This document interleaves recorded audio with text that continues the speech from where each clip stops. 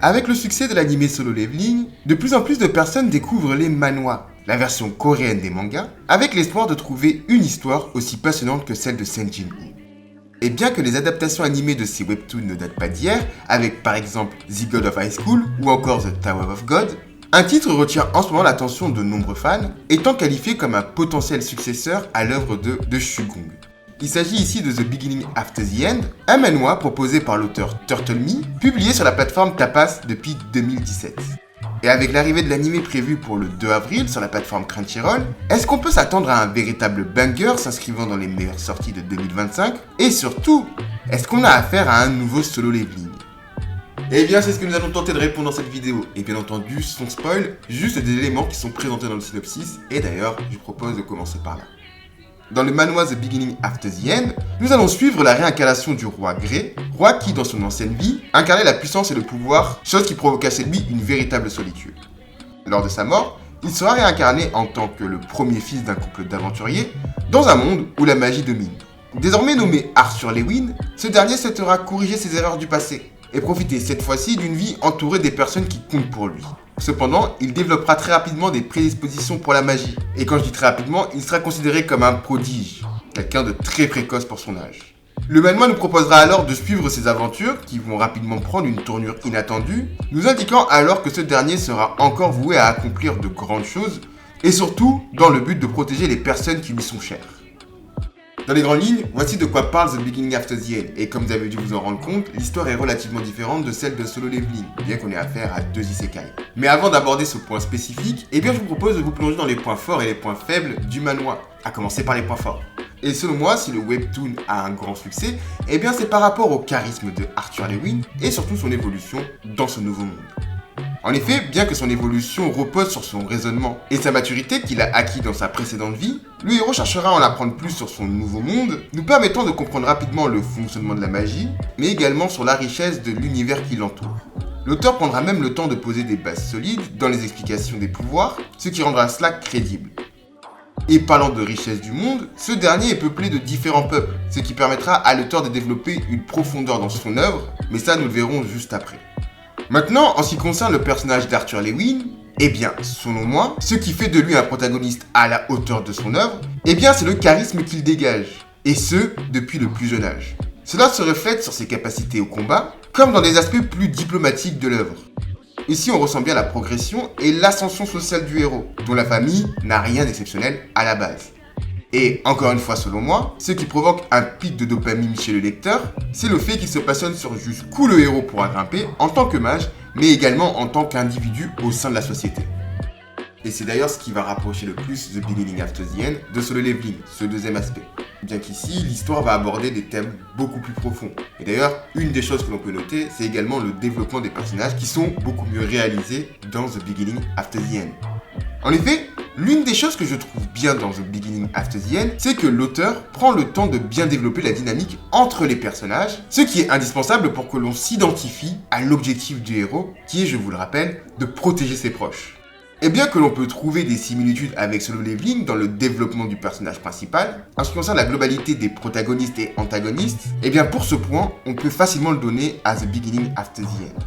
Dans le manhwa Solo Leveling, bien que je ne dis pas qu'on ne connaisse pas réellement les personnages secondaires, le propos est souvent centré sur Senjin-woo et sa quête de devenir plus fort. Attention, je ne dis pas que c'est une mauvaise chose, c'est un bon choix de l'auteur, et je pense même que ça fait partie de la recette ayant permis le succès du manhwa. Mais vous comprendrez volontiers que cela éclipse le développement de certains hunters que l'on connaît. Et au final, on les connaît uniquement pour leur position dans la société, et non leur histoire propre. Alors que dans The Beginning After the End, on prend le temps de développer les relations que Arthur nouera avec sa famille, mais également avec les personnages qu'il rencontrera sur sa route. Et encore une fois, attention, je ne dis pas que c'est du niveau de One Piece, mais cela est suffisamment bien fait pour nous impliquer dans l'histoire. Et c'est d'ailleurs un élément essentiel pour générer le but du héros. C'est au fur et à mesure qu'il fera la connaissance de personnes qui comptent pour lui que son but se précisera au fur et à mesure de l'histoire, et qui prendra tout son sens aux yeux du lecteur.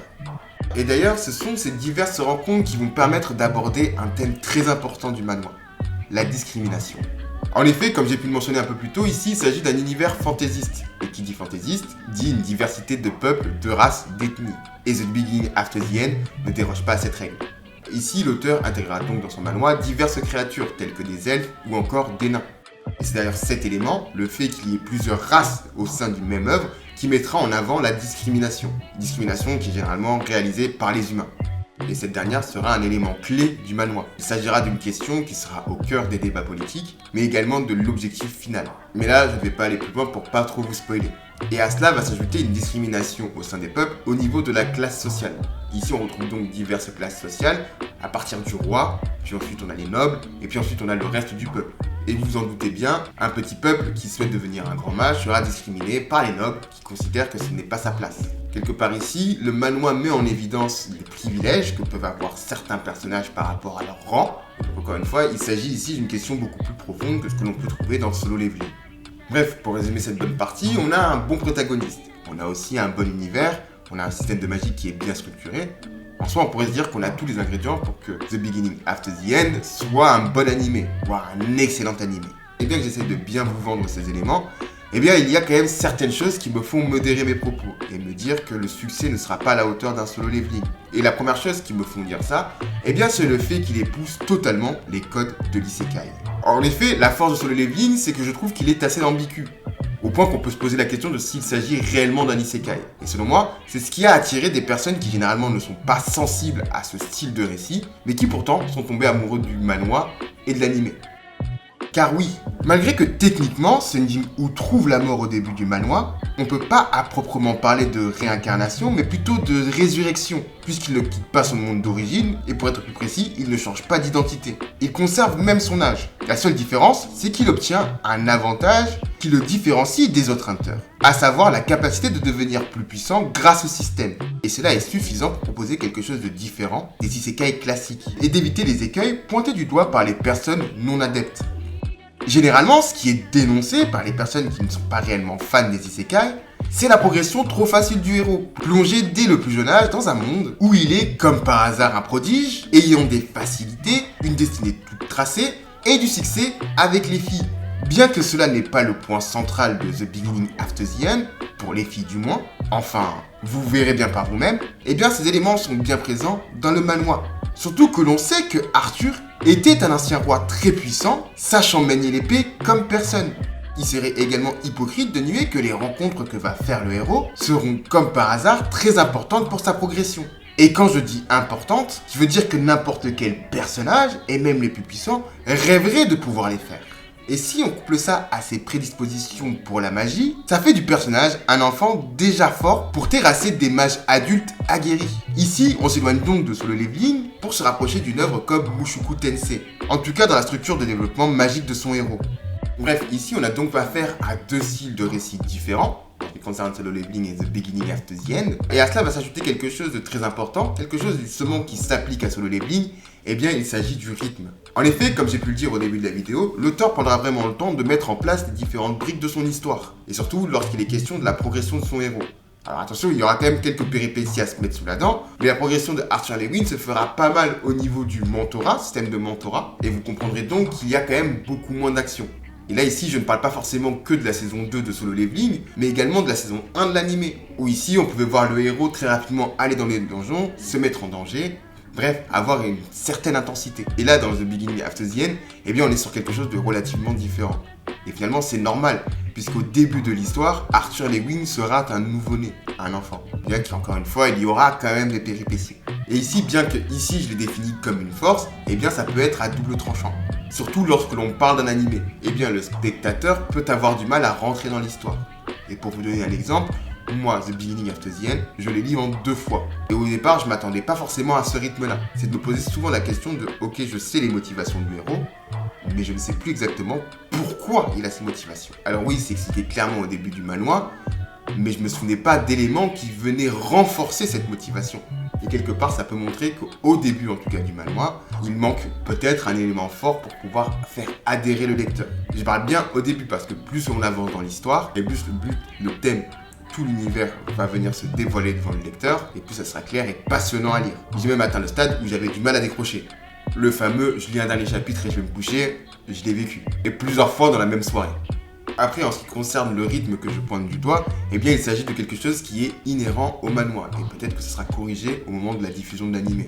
Attention cependant à trouver un juste équilibre et à ne pas totalement négliger l'histoire. Quel est mon avis définitif? Eh bien selon moi, The Beginning After the End va être un bon animé. Et mes attentes sont relativement bonnes. Tellement bonnes que je compte réaliser des reviews. Hop là la pub que j'ai calée, ni vu ni connu. Mais cependant, je ne pense pas qu'on aura affaire à un solo leveling, et ce pour les raisons que je viens de vous exposer. Bref, voici mon analyse du manhwa. Encore une fois, on suivra chaque semaine les aventures de Arthur Lewin. Donc si vous êtes intéressé, n'hésitez pas à vous abonner. N'hésitez pas aussi à liker et à commenter pour ceux qui ont déjà lu The Beginning After the End pour avoir votre avis sur le manhwa. Et ici, bien entendu, tout ce que je vous dis, c'est mon opinion. Ça ne fait pas office de vérité absolue. En ce qui concerne, il ne me reste plus qu'à vous souhaiter une bonne journée ou une bonne soirée. Et puis je vous dis à très bientôt.